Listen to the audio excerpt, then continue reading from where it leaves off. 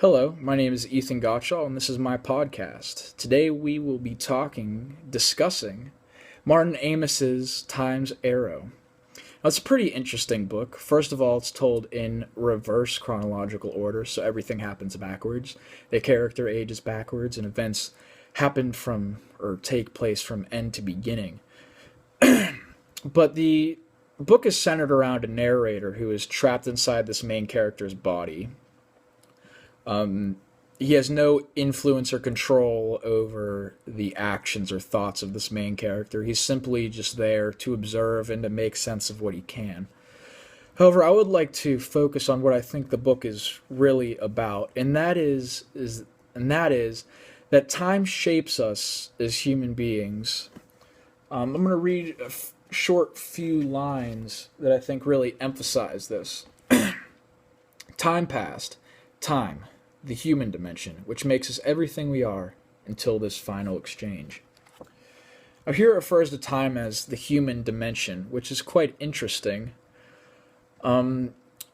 We as people aren't fourth dimensional beings. We live in a three-dimensional world. We can't perceive time in a physical manner. It just doesn't work like that. However, time does shape who we are and who we are bound to become. Time allows us to make mistakes and learn from them. It allows us to meet people and be influenced by them, and to have experiences and be influenced by them as well.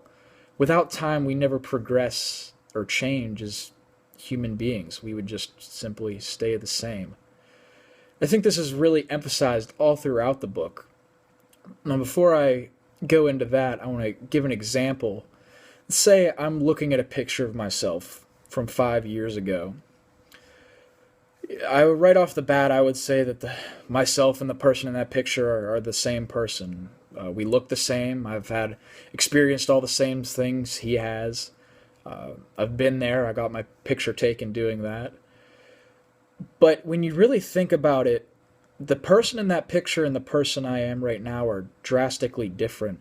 The person in that picture has missed out on every experience I have had since that picture was taken. I think we underestimate how often our views and just who we are as people changes on a regular basis. In the time that has passed since that picture was taken, I've experienced a lot of things, and my views have changed. We aren't the same person anymore. It's just how it is. This brings me to my next point, in that every time the character's setting in the book changes, his name changes. This goes back to that same concept. These names aren't just there to confuse the reader or, just be for fun.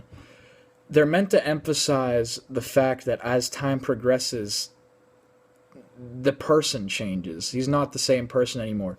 Odilo, Unver, Dorbin, and John Young and Todd Friendly, even though they're technically the same person, they've all had drastically different experiences, and they've all act drastically different in the book. This really goes back to that human dimension. That time changes us, our experiences change us, and that looking at a picture from years ago, the person in that picture is very different, and that's why he chooses to change the names all the time, is to emphasize that human dimension. Other than that, I really think just that's what the book is about. It really is just about emphasizing that human dimension that time is. Without time, we don't change. We don't become the people we're bound to become.